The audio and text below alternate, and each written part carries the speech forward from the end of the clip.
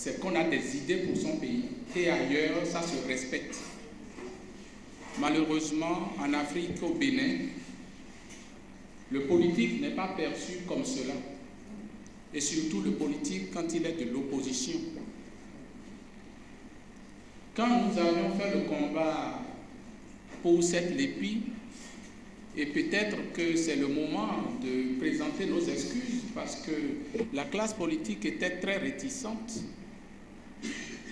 Je fais partie de ceux qui ont marché sur le Parlement. Nous sommes allés nous asseoir sur le pavé chaud du Parlement pour demander qu'enfin qu'il y ait une liste électorale pour nous. Parce que nous ne sommes pas moins intelligents que les autres. Et les rapports de faisabilité sur la LEPI qu'on nous a montrés nous ont rassurés qu'avec le consensus, on pouvait parvenir à aller au-delà des listes artisanales. Quand le processus a commencé par avoir du plomb dans les ailes, nous avons écrit au PNUD pour dire au PNUD que nous n'aimerions pas que les Nations Unies soient mêlées à des débuts de conflits mal réglés qui débouchent en affrontements armés. C'est suite à cela que la représentante du PNUD est allée voir le président de la République un peu affolé. Et qu'en un mois, peut-être le président de la République nous a reçus 4 fois. Et a dit, face LEPI, ne reculez pas face à la moindre difficulté, n'abandonnez pas le pays. Et on a mis en place le groupe de travail avec toutes les tendances politiques. Et le groupe de travail a pondu des recommandations. Mais comme ça n'a pas arrangé, on a arrangé ces recommandations. Et nous avons écrit pour dire que nous nous désolidarisons du processus. Après, on nous a appelés pour la phase de la sensibilisation, de la 3e phase, la phase de l'enregistrement. Il y avait 104 millions de disponibles pour le faire. Nous avons renoncé à ça. Nous avons dit sous cette forme, nous ne voulons pas être comptables de ça, nous avons renoncé à ça. Donc parfois, au loin, nous sommes entre le marteau et l'enclume. J'ai un ami à moi, je ne vais pas citer son nom, il est du PRD. Et une des fois, quand on était à la présidente de la République, et c'est lui qui me l'a avoué après, il a appelé ses amis pour dire, ah, regardez les regards d'Oden, il a déjà été acheté, regarde, il est à la présidence. C'est un ami à moi. J'ai dit non, c'est pas ça. C'est pas ça. Donc, ces occasions d'échange, je trouve que c'est des occasions, en attendant que peut-être beaucoup d'entre nous s'engagent autrement que ce l'est aujourd'hui, que nous devons multiplier pour le développement de notre pays. Cela dit, je suis appelé à parler de la Sénat. Parce que nous avons parlé de la liste électorale permanente informatisée. C'est pour la crédibilité du processus électoral. Une élection crédible, selon les standards, on connaît, c'est la transparence, c'est l'égalité de tous, et tout ce que vous savez. Mais si nous avons la liste la plus parfaite, et qu'elle est remise après à une Sénat que l'on ne maîtrise pas, une Sénat qui n'est pas mue par les valeurs donc, de transparence, de crédibilité, à quoi cela peut-il servir? C'est pour ça que je vais vous parler de la Sénat en 3 moments. Je nous parlerai un peu de la Sénat telle qu'il a été. Vous le savez tous parce que vous avez été acteurs chacun peut-être à son niveau respectif. Donc du fonctionnement de la Sénat depuis 1995 à ce jour. Nous connaissons aussi les insuffisances majeures qu'on a notées donc, dans l'expérience des Sénats qu'on a eu au défi. Nous en parlerons brièvement. Et le 3e moment, ce serait le moment des réformes que l'on pourrait projeter. Et en ce moment-là, je dirais que c'est simplement des propositions. Parce qu'après, nous sommes dans une dynamique de réforme et il est prévu un moment de plaidoyer où nous devons venir vous rencontrer, vous les politiques, pour dire voilà ce que nous proposons. Est-ce que vous pouvez nous soutenir dans tel ou tel aspect? Et nous allons discuter. L'essentiel pour nous, c'est d'oser évoluer pour que tous ceux qui ont copié l'expérience de la Sénat chez nous et qui aujourd'hui nous ont déjà dépassés, que nous puissions franchir un pas dans la crédibilisation de notre processus électoral et de nos processus électoraux ici au Bénin. Vous savez, nous avons déjà organisé 5 élections présidentielles dans le pays. Nous avons organisé 6 législatives, 2 élections communales, 1 élection locale.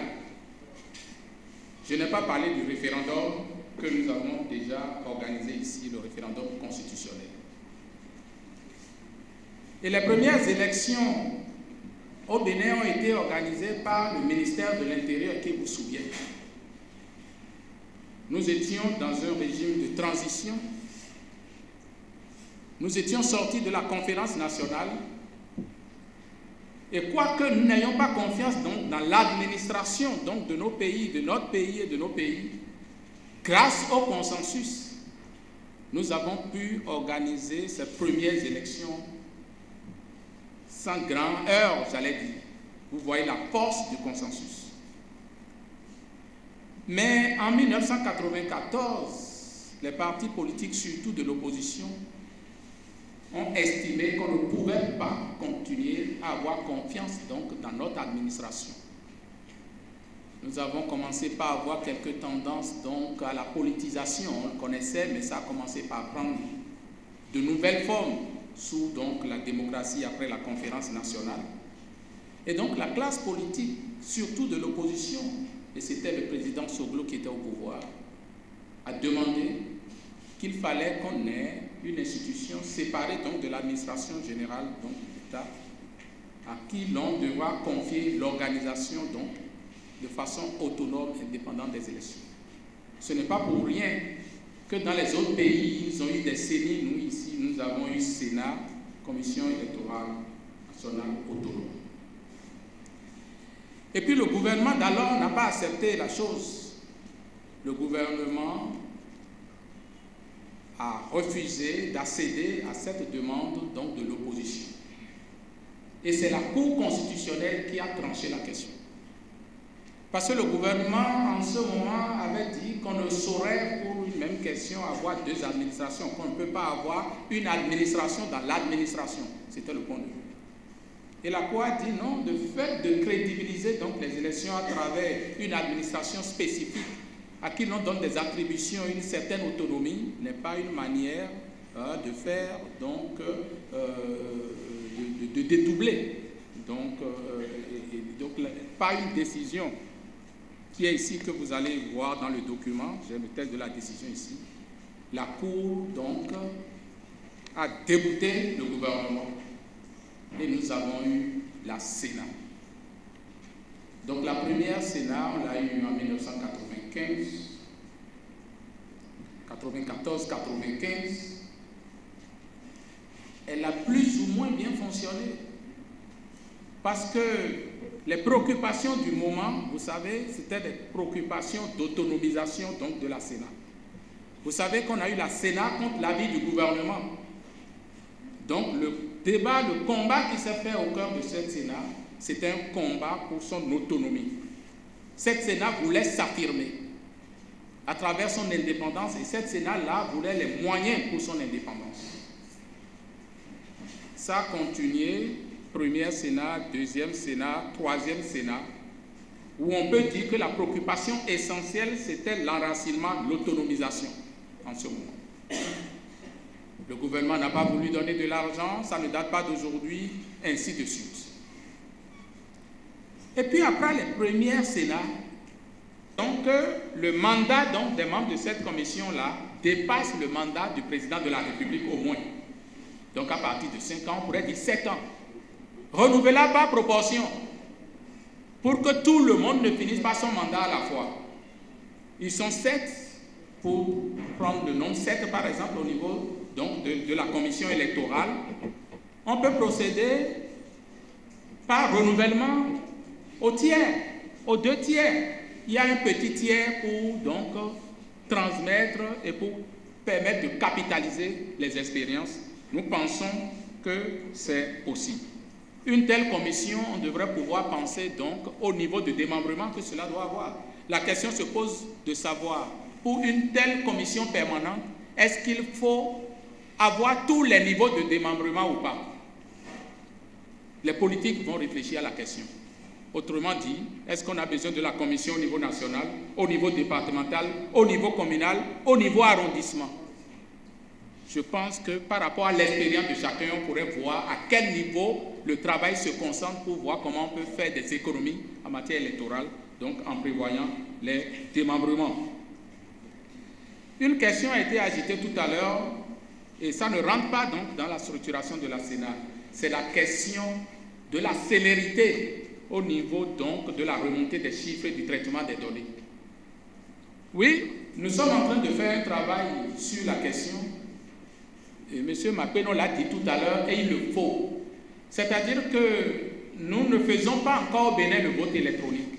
M. Makpeno l'a dit, il faut les politiques s'en approprier. On a institué des commissions électorales d'arrondissement sans leur donner tous les attributs. Il n'est plus possible à la Sénat, niveau national, de vouloir faire venir tous les résultats des bureaux de vote avant le traitement. Personne ne s'en sort et c'est ça qui fait le trou. Surtout pour les élections présidentielles, où il y a une disposition constitutionnelle qui dit que la Cour constitutionnelle peut connaître des irrégularités qu'elle aurait pu par elle-même constater sur le terrain. Il faudrait que si c'est demain, après-demain ou après 2016 que l'on va retoucher à la Constitution, qu'au niveau politique, on travaille pour faire sauter ce bout de phrase-là. Parce que c'est ce bout de phrase-là qui a la base de beaucoup d'abus qui sont commis au niveau de la Cour constitutionnelle.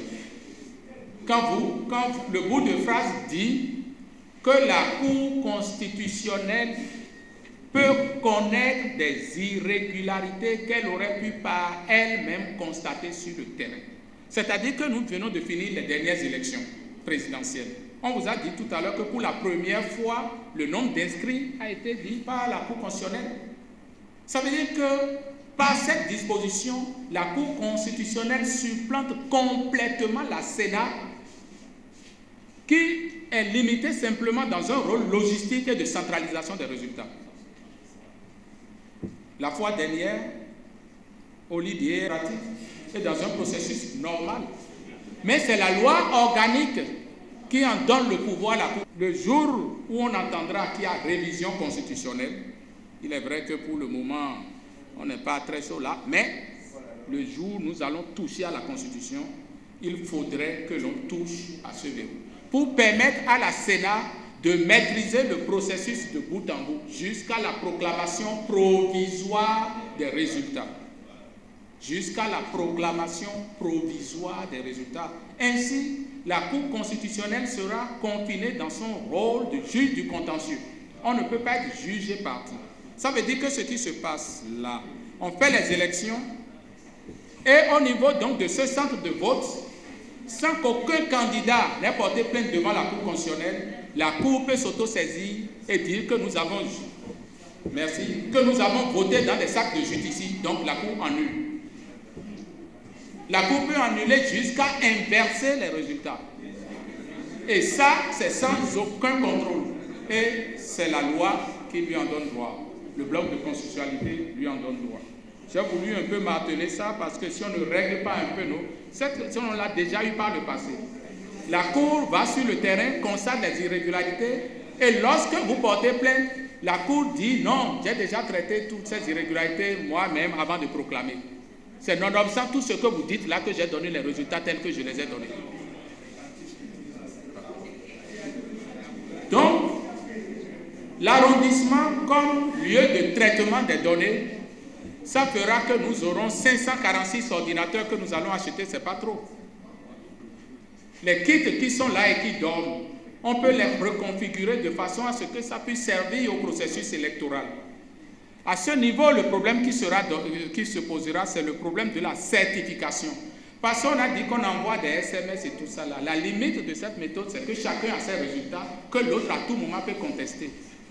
Mais lorsque nous protagonistes des élections, nous nous retrouvons tous au niveau de l'arrondissement. Quand vous voyez un peu le fichier électoral, la plupart des arrondissements du pays n'ont pas beaucoup de bureaux de vote. les arrondissements qui dépassent 50 bureaux de vote ne sont pas nombreux. C'est dans les grands centres, Porto Novo, Cotonou, Abomey-Calavi, Djougou, dans les Parakou, dans les grands centres, qu'on a une concentration donc, de bureaux de vote. Sinon, la plupart des arrondissements du pays, vous allez avoir 15, 17, 20, 25 bureaux de vote. C'est facile, même de façon artisanale, on peut calculer très rapidement. Donc, nous allons certifier 546 résultats le soir du scrutin. Et ça sera balancé aux télévisions, aux radios, et nous avons les résultats.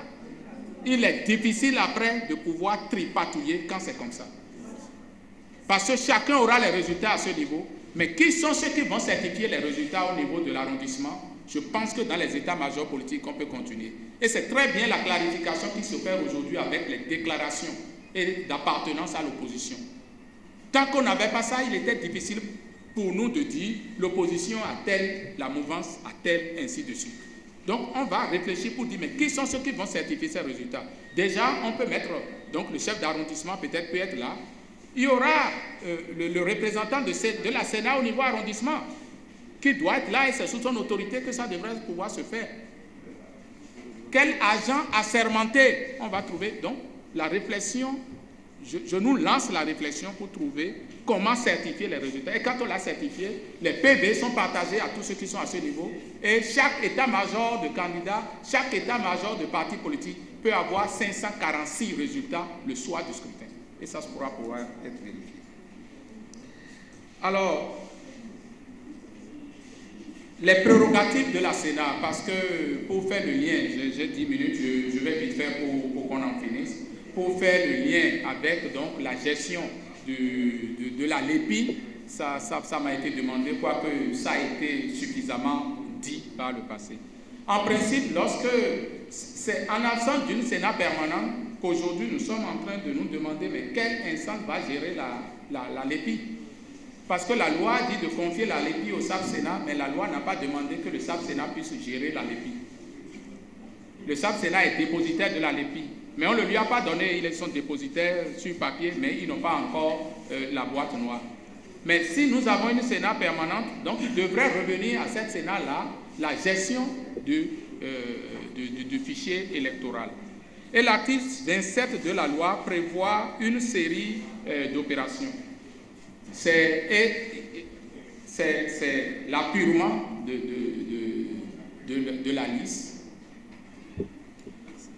la mise à jour de la liste, la révision de la liste en 2 scrutins. Une Sénat permanente devrait pouvoir le faire. Et c'est surtout pourquoi au niveau politique, j'attire notre attention sur la manipulation des mots, correction, appurement, mise à jour et révision. Si au niveau politique, on commence par réclamer tout de suite la correction, hier on est allé dans ce sens, après les élections communales, peut-être au niveau politique, il sera dit, mais nous l'avons déjà corrigé, donc pourquoi vous demandez encore la correction après l'audit? Si nous commençons par nous attacher au mot correction aujourd'hui. Ce qui est prévu par les textes, c'est l'appurement qu'on n'a jamais fait. L'appurement suppose quoi? Quand on a eu la liste, qui doit être une liste provisoire. C'est pourquoi je dis, nous n'avons jamais eu la LEPI. Ce n'est pas la LEPI qui a gouverné les dernières élections, c'est la LEIP, liste électorale informatique provisoire. Parce que quand on a eu la liste provisoire, telle qu'on l'a avec les insuffisances constatées, on devrait pouvoir l'afficher, on devrait pouvoir mettre cette liste-là sur Internet, on devrait avoir donc la correction des erreurs, mon nom n'est pas bien écrit, ce n'est pas mon bureau de vote ici, moi je ne figure pas dans la liste, je fais une demande pour pouvoir intégrer la liste, il y a tel monsieur là qui est nigérian qui ne doit pas être sur la liste, donc je fais une demande en radiation. On n'a pas fait ça. C'est ce que nous devons faire maintenant tout de suite. Donc politiquement, moi je commence par nous recommander l'utilisation du mot appurement. Et donc dans la perspective des élections donc, communales prochaines, la mise à jour. Parce que si la liste est mise en place, tel qu'on l'a dit 6 mois avant chaque scrutin, on devrait faire la mise à jour. Ça, même si cette LEPI avait été très bien faite, on aurait quand même fait la mise à jour, qui est un processus normal. Mais nous n'avons jamais fait l'appurement, donc on peut rattraper l'appurement. Donc correction, apurement, mise à jour et révision. La loi a prévu que la révision se fasse tous les 10 ans. Tous les 10 ans. Et aujourd'hui, nous n'avons pas encore fait 1 an. Et voilà que le problème se pose à nous. Donc, nous sommes suffisamment restés ici. J'aurais voulu que donc... L'opposition a eu 6 représentants au sein de l'Assemblée et les autres 4. Les autres fois, ça fait 9 représentants. Mais arrivé au niveau de la CPS il y avait les 2 représentants du gouvernement, la société civile, le représentant de l'ordre des magistrats, le représentant de l'ordre des avocats et la SAP-Sénat. Tous ceux-là, plus la société civile, se sont coalisés contre l'opposition.